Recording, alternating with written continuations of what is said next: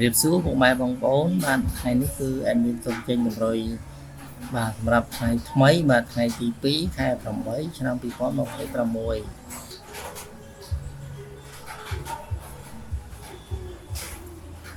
បាទអញ្ចឹងម្សិលមិញពុកម៉ែបងប្អូនយើងចូលលេខ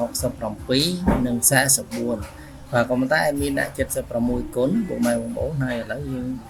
ចេញ67និង44បាទនេះគឺជាតម្រុយដែលយើងចូលលេខម្សិលមិញបាទតើពុកម៉ែបងប្អូនមានបានចូលទេលេខ67និង44បាទអញ្ចឹងជូនពរឲ្យពុកម៉ែបងប្អូនរើសលេខពីអត់មានទៅក៏មកត្រូវហេងសំណាងល្អបាទអញ្ចឹងអេដមីនសូមជូនតម្រុយសម្រាប់ថ្ងៃថ្មីសម្រាប់ថ្ងៃទី2ខែ8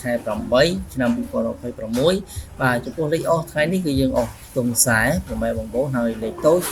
គឺយើងមានលេខ41គុណ68គុណ98គុណនិង06គុណបាទចំពោះលេខធំគឺយើងមានលេខ106គុណ020គុណនិង613គុណអញ្ចឹងពុកម៉ែបងប្អូនអាចរើសយកលេខមួយណាដែលពុកម៉ែពេញចិត្ត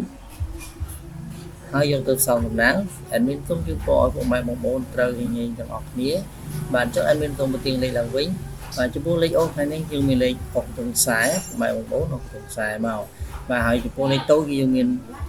41គុណពុកម៉ែបងប្អូន6ខ្ទង់40មកបាទហើយចំពោះលេខតូចគឺយើងមាន41គុណ68គុណ98គុណនិង06គុណ